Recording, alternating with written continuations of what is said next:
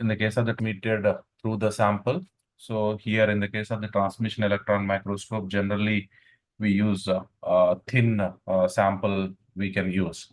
And we said that when we are using these electron microscopes, so generally we'll apply the voltage so that the electrons wavelength we can vary. So depending upon the applied voltage, so we can vary the what we call electron wavelength so that the clarity of the image is going to be enhanced. That means the resolution of the image can be enhanced depending upon the picture we want. So generally, if you use 20 kilovolts of energy, if we are using, so the electron which we are going to be get is in the order of 0.0085 nanometers wavelength of electrons you are going to get. Like that, if you increase this applied voltage, that is energy, 50 kilovolts, if you do, then we are going to get the wavelength of 0.0053 nanometers. So like this, as we are increasing the what we call energy, so we will get different wavelengths of electrons you are going to get. So depending upon the wavelength, whichever we want to be used, so that energy we will be applying in the case of in order to get a what we call a clarity image. So as we have seen, like two types of electron microscopes, one is scanning electron microscopes and another one is a transmission electron microscope. Already we have discussed that scanning electron microscope uses backscattered electrons from a sample for imaging, and in case of a transmission electron microscope, this transmission electron microscope utilizes electrons transmitted through a sample. Okay, electrons can be transmitted through a sample. So SEM can be used to image the surface of a thick sample. So scanning electron microscope be used to image the surface of a thick sample, whereas TEM, that is transmission electron microscopes, it needs to have a thin sample, as we said that the maximum thickness which we use for sample in the case of the transmission electron microscope is 300 nanometers we have. Okay. So that as we use a thin sample, we get a high energy electrons can be transmitted through the sample. Okay, so that is what we have. Both the microscope like SEM or TEM use electrons which need to reach the sample without getting scattered by air. So as we said that this uh, all will be what we call these microscopes will need some vacuum to operate. So um, in order to get these electrons to be transmitted through the sample, so that without any deviation or scattered of electrons will not be there. So that we will be keeping these microscope in a vacuum chamber we are going to be keep here. Okay. So already we have discussed about the scanning electron microscope. Now we'll move to the next microscope which we have is what we call a transmission electron microscope. So now I share this here.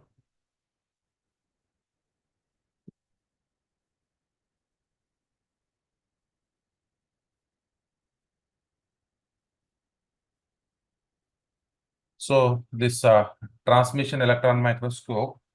So uh, this transmission electron microscope is a form of microscope in which a beam of electrons transmit through an extremely thin sample or a specimen, and then interacts with the specimen when passing through it. Okay, and passing through it, it interacts with the specimen.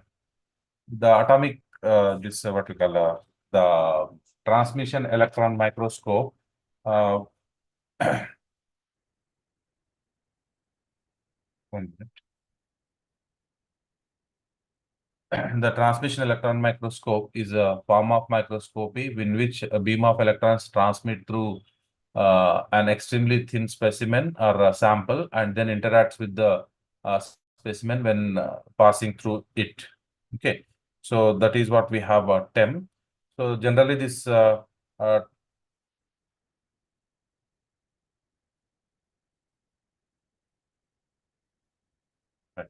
uh, and then in the formation of images in a TEM, that is in the transmission electron microscope, can be explained by an optical electron beam diagram. So generally, I'll show that optical electron beam diagram here.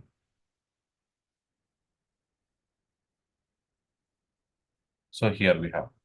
So this can be explained with the help of this optical electron beam diagram.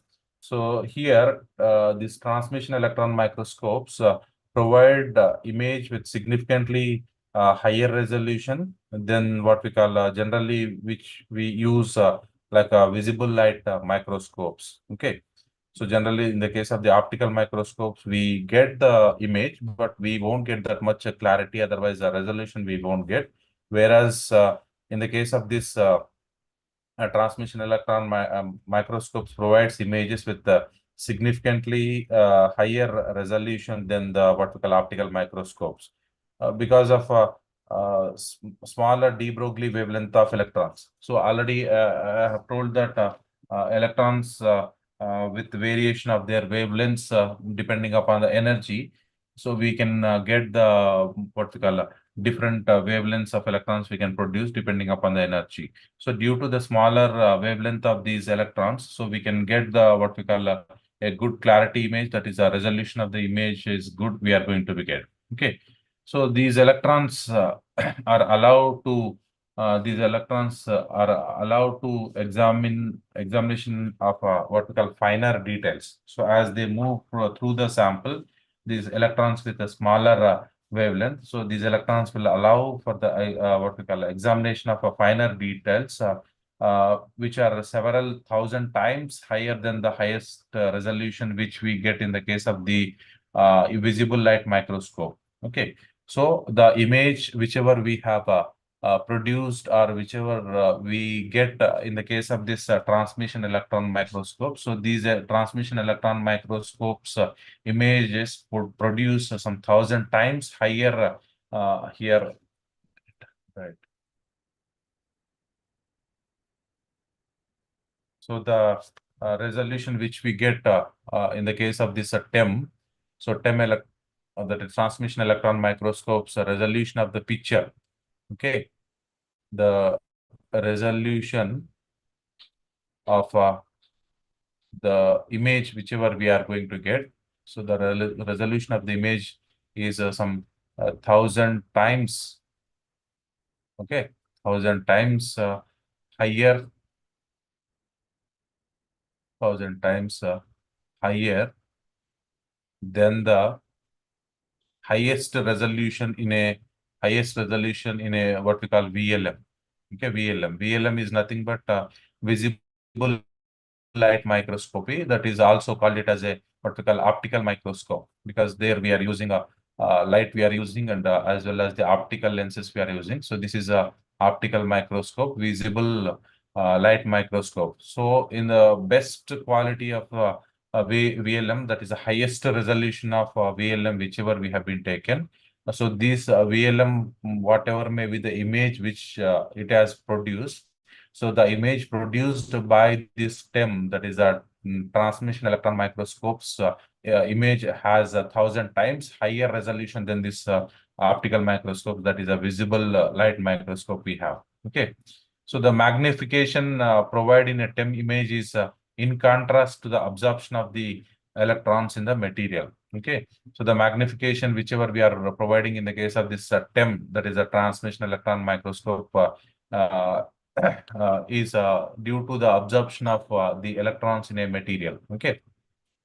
So which is primarily due to the what we call thickness or composition of the material we have. Okay. So in this case, if you see when here as we have the explanation of this what we call how we are going to get the image here is so when a crystal lattice which is spacing having what we call D uh, D if you take the spacing between the crystal lattice D if you take which is investigated with the electrons which are having the what we call a wavelength lambda.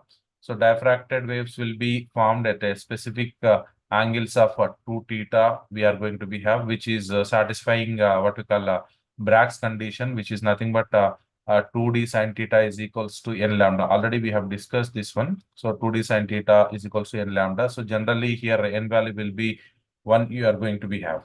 Okay. 1 you are going to be have here. So in this beam of electrons will be transmitted, and this is the 2 theta is nothing but at specific angles which is passing, and this is the optical lens and diffraction pattern. Finally here electron microscope image which you are going to be formed here. So some several formulas are included in this what we call by taking what we call de Broglie's ideas, wave particle, particle momentum P. If you take, we can get the equation like lambda is equal to h by P we have, and from that we can get the what we call image which we are going to get. So now if we see here another uh, explanation, that is nothing but how these electrons which we are going to get. 1 minute. Right. So as I told that transmission electron microscope is ideal for investigating the nanomaterials. That is nothing but to know the structure, that is whatever the structure or something size image sizes if you want to calculate. So as we get a high resolution, which is possible, as I told that 1,000 times better than the what we call optical microscopes. So the resolution which is like a better than.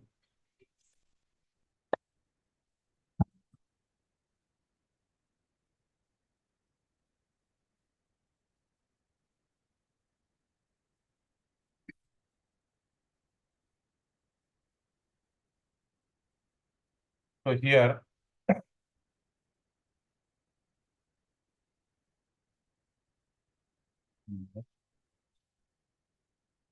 So the transmission electron microscopes, whichever the images which are producing are having the high resolution, as I told that some 1,000 times, what we call this optical microscope high resolution image, whichever we get from that one. Here, the images which you are going to get will be high resolution, and order. If you take even approximately, you are going to get a 0.5 nanometer size.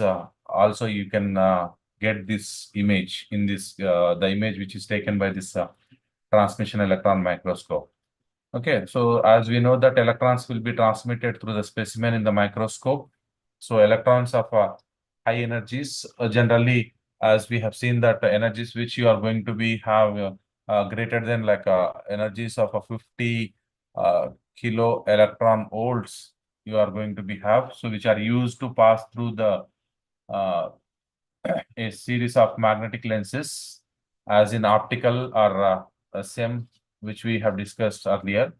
So this interaction of electrons with the matter also given here in this figure, the interaction of the what we call electrons with the matter as given here in this figure. So the basic components of transmission electron microscopes are electron sources. So this is the electron source whichever we have. So this is the electron source. So from that electrons can be transmitted through what we call this sample here.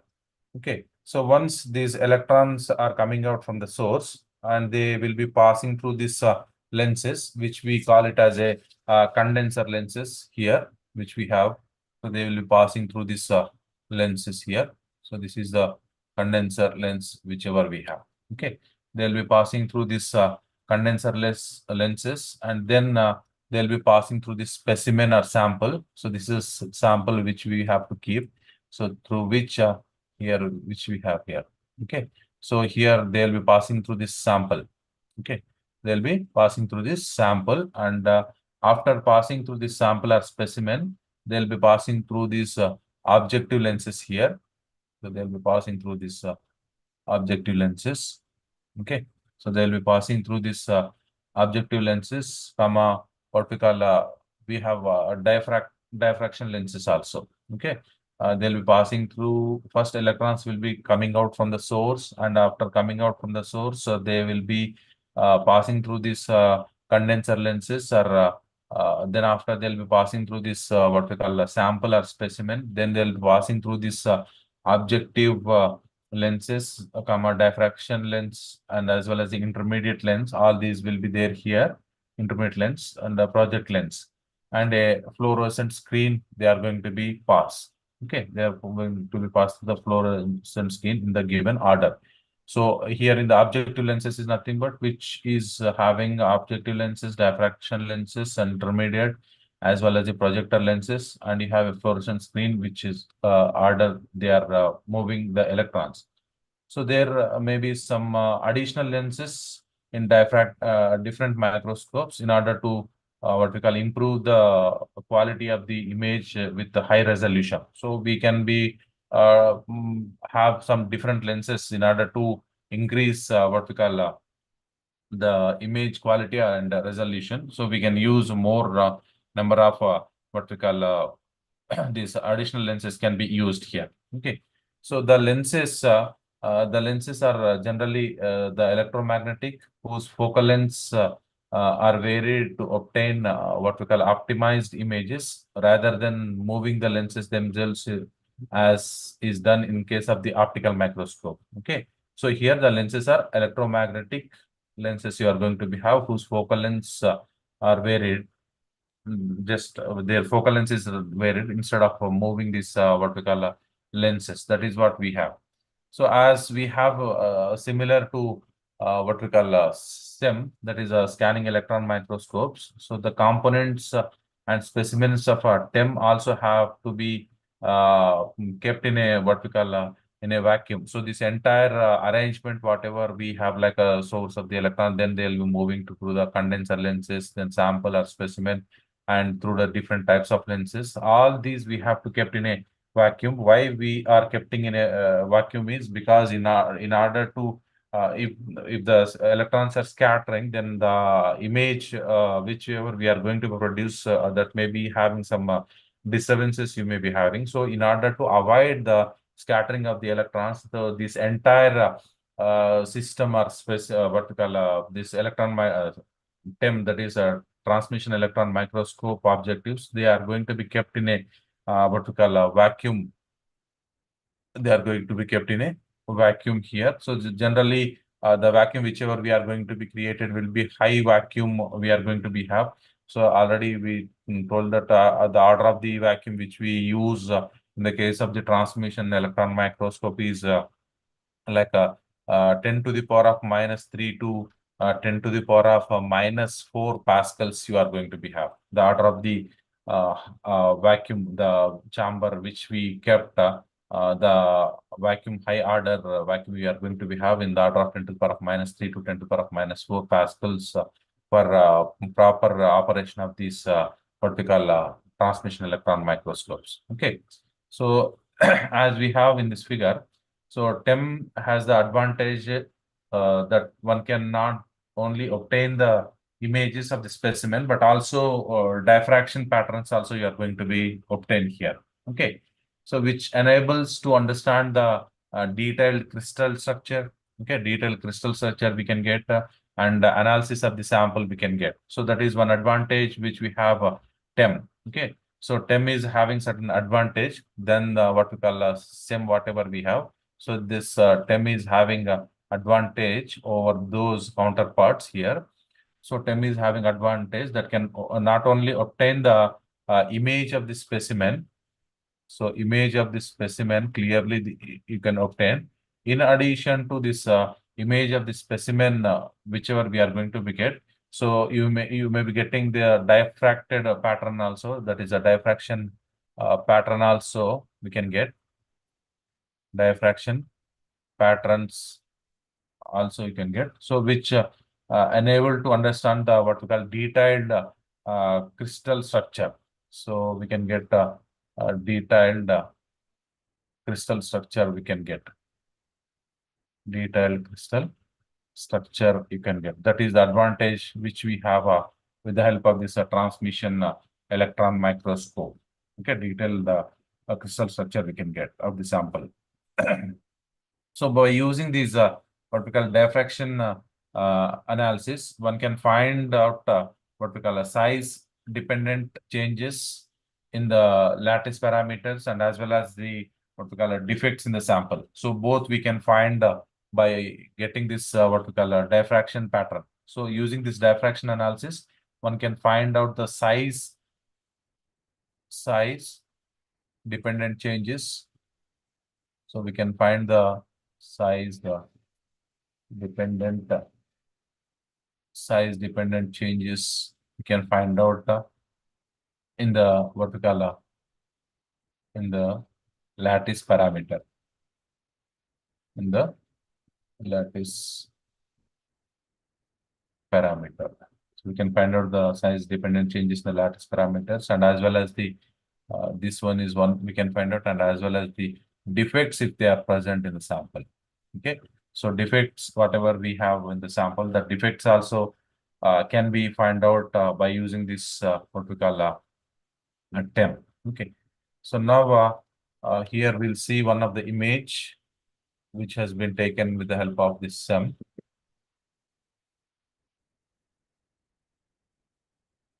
Right. Okay.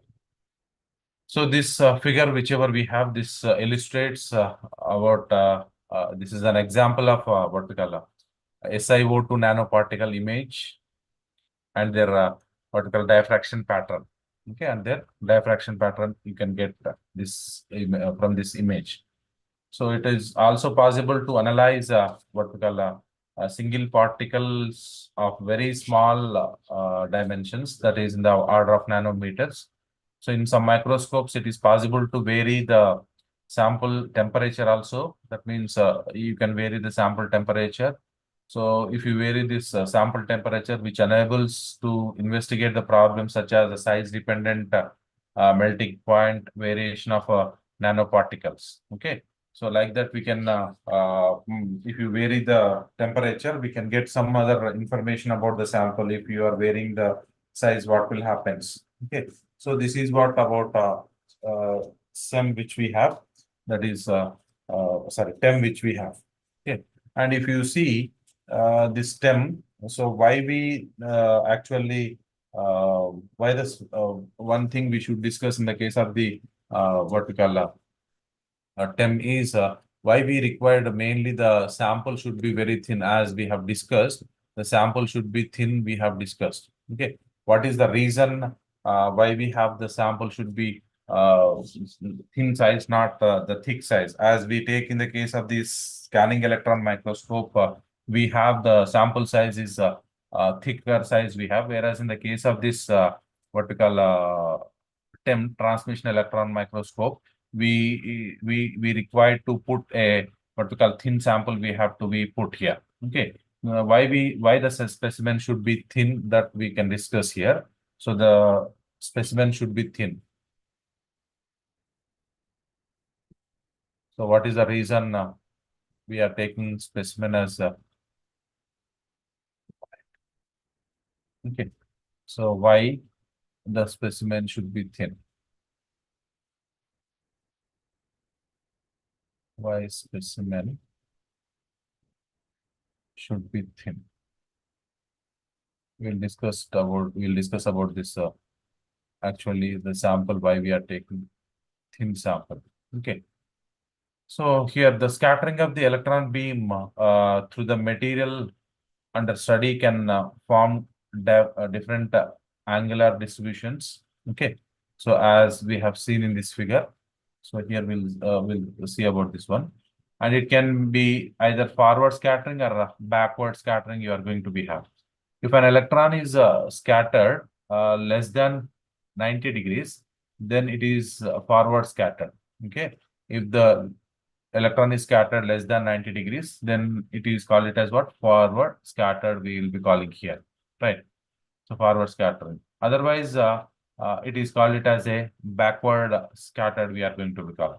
If the specimen is thicker generally, okay, means if specimen is a bulk specimen, if you are having thicker specimen, if you are having fewer electrons are forward scattered and more are backward scattered. That is what we have in the case of the thick sample. Few electrons are forward scattered and more are backward scattering we are going to be have, which we call it as a backscattered we are going to be called. Okay. So in what we call in coherent, backscattered electrons are the only remnants of the incident beam for bulk non-transparent specimens. Okay. So the reason that the electrons can be scattered through different angles is related to the fact that an electron can be scattered more than once. Okay. So generally, the more times of scattering happen, the greater the angle of scattering you are going to be have. Okay. So all scattering in the transmission electron microscope, specimen is often approximated as a single scattering event since it is the simplest process. So if the specimen is very thin, okay, if the specimen is very thin, this assumption will be reasonable enough. Okay. So if the electron is scattered more than once, it is called plural scattering we are going to call. So if it is scattering more than once, we will be calling it as a plural scattering. It is generally safe to assume single scattering occurs. Okay. Unless the specimen is particularly thick. When the times of scattering increases, it is difficult to predict that what will happen to the electron and uh, to interpret the images and what we call diffraction patterns. So the principle is thinner is better. That is what we call if we make thin enough specimen or sample so that a single scattering assumption is possible. And the TEM research will be much easier. Okay, that is why we require to take a sample should be thinner because of we won't get much what we call more amount of scatters we are not going to get. So if you take thin sample, it is going to be transmit through the sample without any scattering of the electrons. So this can be happen. So this is about the reason why we have to take this what we call thin sample instead of taking thick sample. Okay. So this is about the transmission electron microscope. Next, we'll move to another electron microscope that is we call it as a atomic force microscope. Okay. Next, we'll move to atomic force microscope. Okay.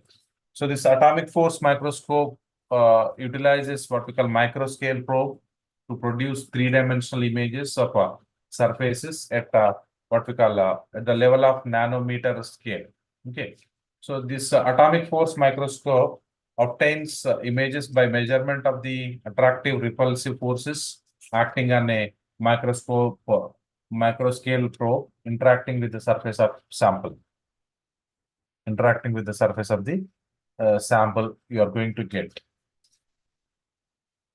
So here, if you see this, what we call atomic force microscope. So this atomic force microscope is what we call whichever it has been invented. So some drawbacks are there in the case of these what we call other types of microscope in the electron microscopes only, but we didn't study those microscopes. Generally, we have like a scanning tunneling microscope is there, and as well as the another type of that is what we call it as a scanning tunneling microscope. So in the case of the scanning tunneling microscope, whatever may be the limitations which we have, that means some drawbacks which we have, not drawbacks, but some case means in some cases images whichever we are going to be produced, that images may not be clear. So that is the reason why we can say that some problems which are arising in the case of the scanning tunneling microscope. So to overcome those what we call limitations which we have in the case of the scanning tunneling microscope, so this atomic force microscope has been invented. Okay, otherwise it has been upgraded to the scanning tunneling microscope. Some changes has been made, and it is called it as the atomic force microscope. Okay. So the limitations of STM, that is a scanning tunneling microscope, is that it requires the sample to be conductor. Okay, so the sample whichever we are using means the specimen whichever we are using, the specimen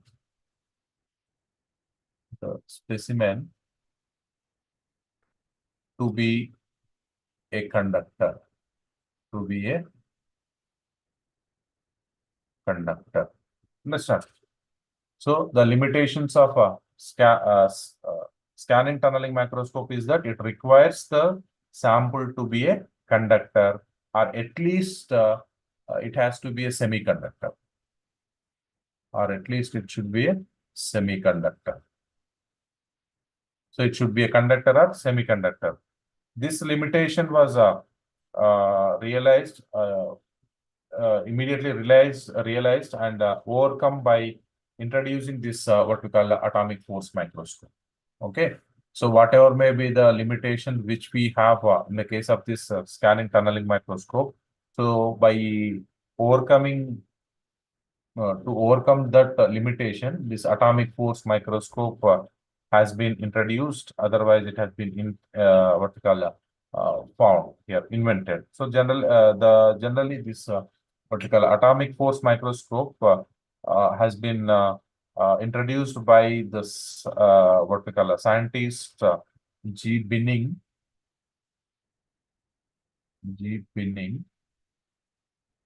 and C. Gerber. In the year 1985, long way back, in the year 1985. So quite immediately after the development of the first STM, that is the scanning tunneling microscope. So they have found some difficulty or limitation, which we call it as the specimen should be a conductor or a semiconductor. So to overcome that one, this atomic force microscopy has been invented. That has been invented by the scientist G. Binning and as well as this C. Gerber in the year 1985. So immediately after that scanning tunneling microscopy, which we have what we call some drawback. Okay.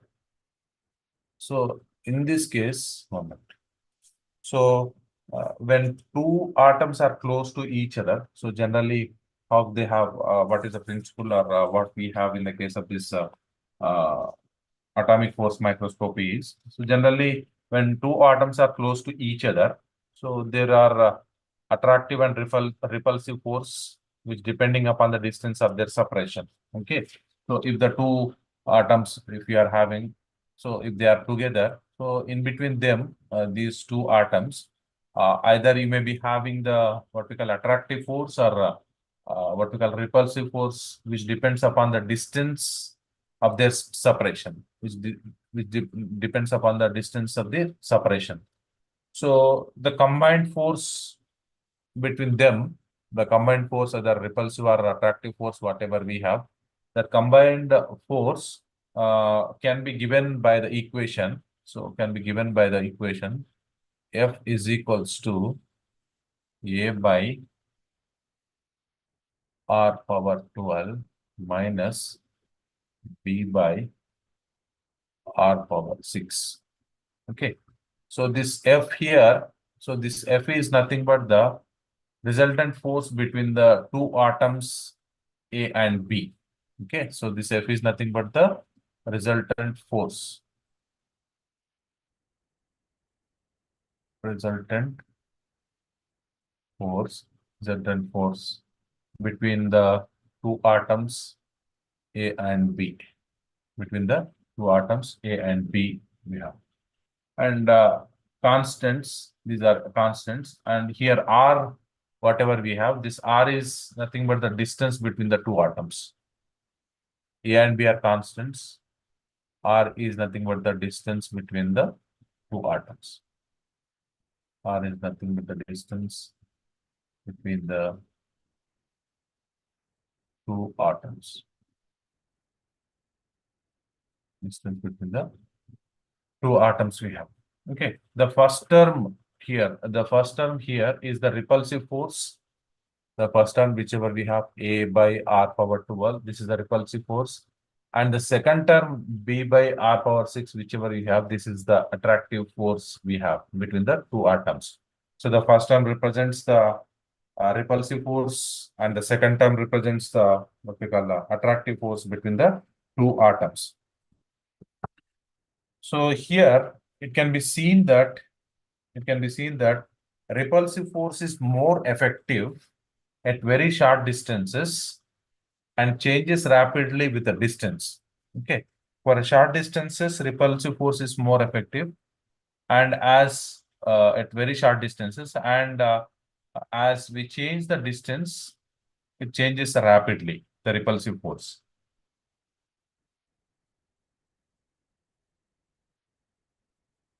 Right.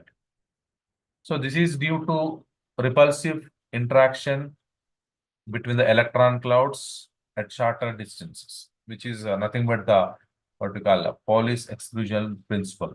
Okay. So this atomic force microscope has a flexible cantilever. I'll show that.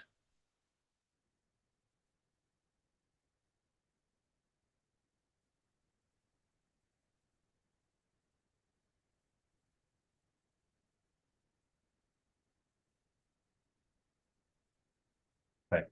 So this atomic microscope is having what we call a flexible cantilever. So generally, uh, it is around what we call around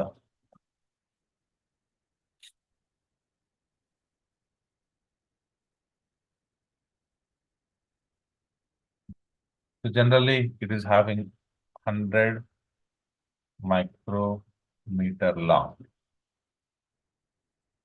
Okay, comma 10 micrometer wide and 1 micrometer in height you have in height.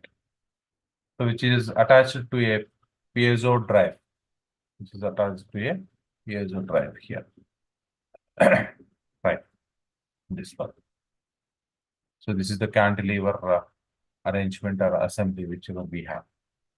Okay. So a tip is mounted on a cantilever.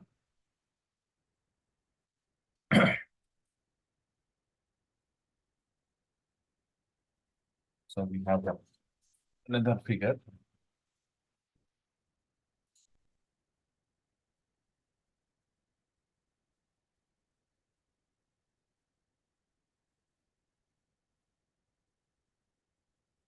So here you see actually this one. Okay. So a tip is what we call mounted on a cantilever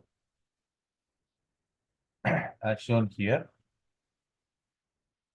which can be brought close to the sample surface, which can be brought close to the sample surface. Here, like this. So for cantilever,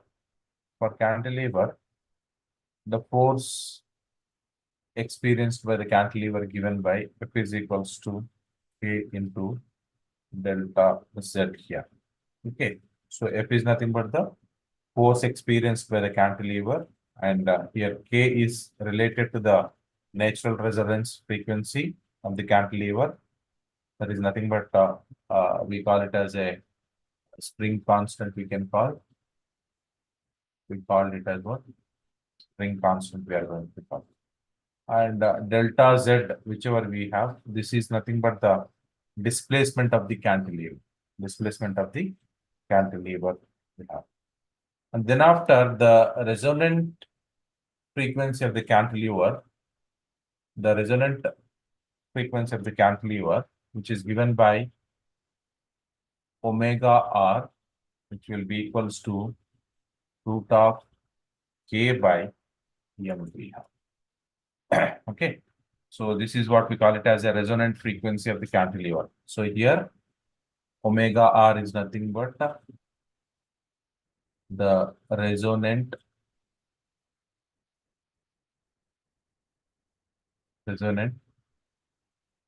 frequency. Okay, resonant frequency. So the resonant frequency of the cantilever is given by omega r is equals to root of k by m. So root for k by m we have. So omega r is nothing but the resonant frequency, and we have here m also. This m is nothing but mass of the cantilever. Okay, m is nothing but what? Mass of the cantilever which we have there Okay, that is what omega R is nothing but the resonant frequency. Okay.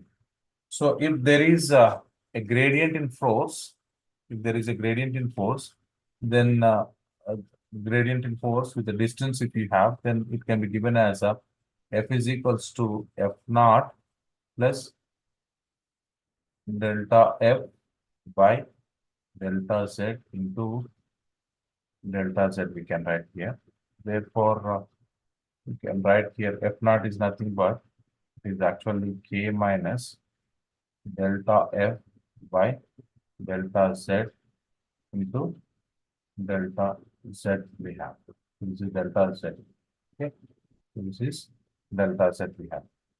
So thus from the effective spring constant K changes in the presence of gradient. So the resonant frequency can be given as omega r is equals to root of K by M. No? So there we'll substitute the K, this K value. So K value becomes K minus delta F by delta Z. So this value will be written as omega r. Omega r can be written as a root of, instead of K, it will be K minus delta F by delta Z we have divided by M. Divided by M. So the resonating frequency is used to control the tip sample interaction with the sample here. With the, that is what we call the sample. So in the case of the atomic force microscope, this AFM tip, whichever we have, so in close vicinity of the sample surface, is close in close vicinity of the sample surface, which experiences what we call a repulsive force, which results into what we call minute amount of bending of the cantilever. So a laser beam is directed here. Okay, a laser beam here. So it will be directed on back of the cantilever here, the back of the cantilever. So small deflections caused by the tip of the sample here, interaction are recorded by a position sensitive photodiode. Position sensitive photodiode. So if it is changing, means automatically small changes can be recorded by this position sensitive photodiode here. So by the probe on by changing the probe on sample surface and measuring the cantilever deflections, surface images can be obtained with the help of this atomic force microscope. Okay, understand. So small variations here can be recorded by this what we call position sensitive photodiode here. Right. So this is how we can record what we call the image by using this atomic force microscope. And moreover here, in the case of this atomic force microscope, the operation of AFM, that is atomic force microscope, means AFM, this can be operated, this atomic force microscope can be operated in two modes we have. It can be operated in two modes. So one we call it as a contact mode. One we call it as a contact mode we are going to be called. And the second one, which we call it as a, so in fact, so not it is a two modes, but actually we have three modes. It's not a two modes, three modes. One is a contact mode we have, and another one is a, we call it as a non-contact mode.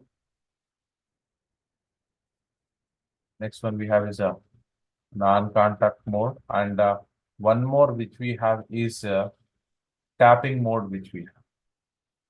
Which we call it as a tapping mode. So there are three types of operations of atomic force microscope can be takes place. That means atomic force microscope, which can be operated in three ways.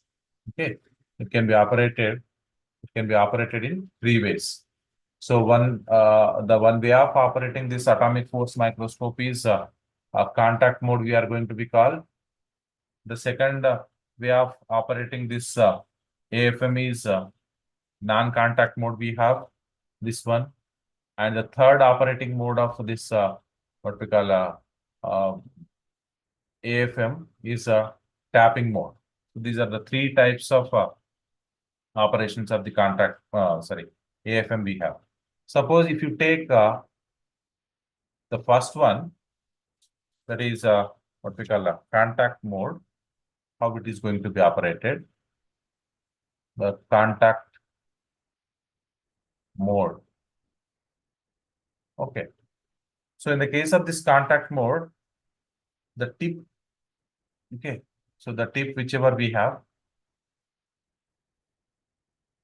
the tip is in contact with the sample surface. The tip is in contact with the sample surface. The tip is in contact with the sample surface and is almost forced into it. The tip is almost forced into it here, as we have here, is forced into it. However, due to repulsive interaction between the what we call the electron charge cloud of the tip atom and that of the surface of the atom here, the tip is repelled back, which bends the cantilever and deviates the direction of the laser beam. In this mode, the interaction due to the first term on right hand in the previous equation whichever we have written. So that is the equation which we have written is the starting equation which we have written like force is equals to a to the power of a by r to the power of 12 minus b by r to the power of 6, whichever we have written here. That is a by r to the power of 12 and minus b to the power of b by r to the power of 6, whichever we have written. So in this equation, the what we call this is dominant due to what we call a very small value of r here. R is nothing but the distance which is present between these two. So the distance between the two atoms. Okay. The main disadvantage of this mode is that the tip or sample can be damaged. So here the tip or the sample can be damaged due to forcing of the tip into the sample.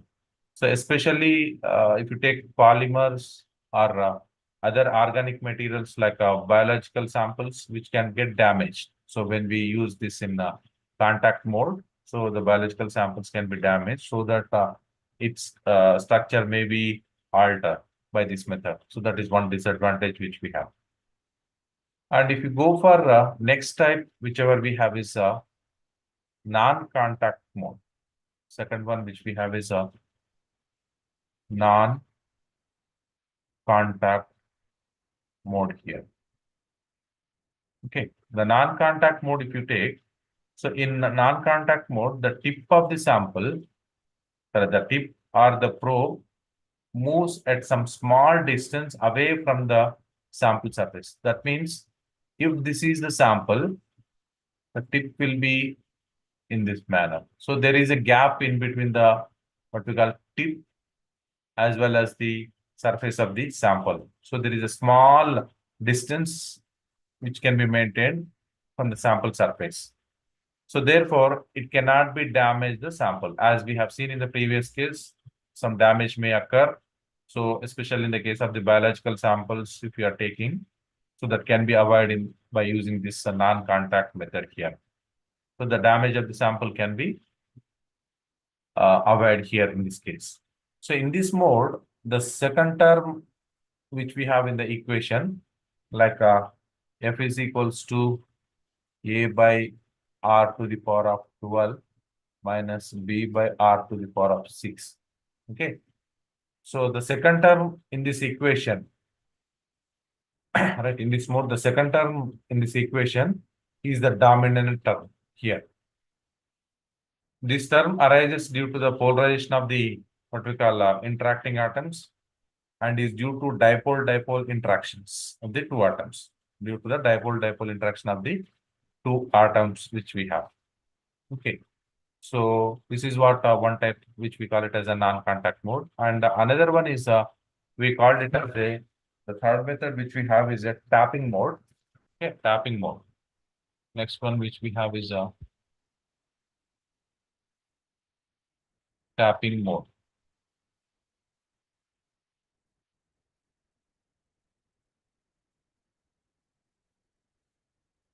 Okay, tapping mode. So this tapping mode is actually the combination of the both contact and non-contact mode. Non-contact mode here. Okay, non-contact mode. So either we can use sometimes as a contact mode or sometimes we can use it as a non-contact mode here. So tapping mode is a combination of both contact and non-contact modes.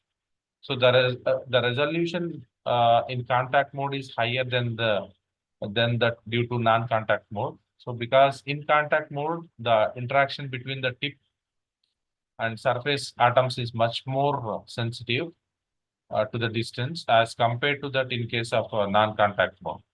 So with tapping mode, high resolution advantage of contact mode and non-destructiveness of non-contact modes are achieved here. So suppose if you want to get a high resolution of the image, so then we will be using contact mode so that we get a high resolution mode. Suppose if you want to avoid the damage of a sample, then we will go for non-contact mode. So at a time we can use either contact mode or non-contact mode together. So high resolution advantage of contact mode and non-destructiveness of the uh, non-contact mode are achieved. Both can be achieved in this case. So where we want to be what we call sample can be touched by the tip and sometimes cannot be touched by the what we call a tip to the sample, which is a non-contact mode. So here the tip is oscillated in the vicinity of the surface at a distance of less than what we call less than 50 nanometers. 50 nanometers. So in this way, that is nearly touches the sample during its cycle of oscillations. So tapping mode is simple and which is robust to use.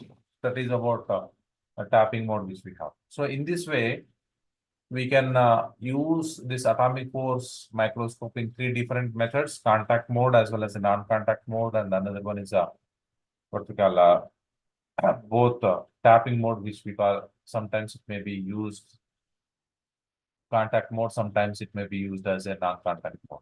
So this is one of the image which is taken by this atomic force microscopy. So this image is of TiO2 thin film, which is deposited on a silicon substrate. So this is the picture or image taken by this atomic force microscopy.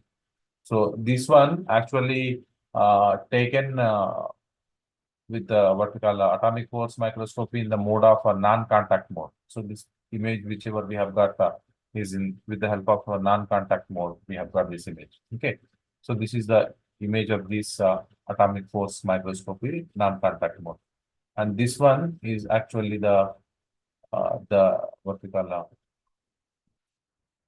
the atomic force microscopy, which instrument here. Okay, so this is what atomic force microscopy instrument which we have.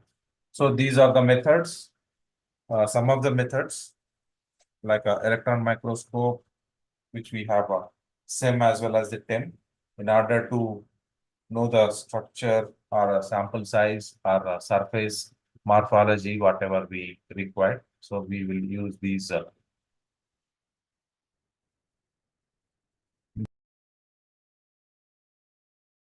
So these are the different macroscopes which we have already we have seen. So in the next class, we'll go for another topic on this nano materials. So the characterization techniques already we have seen.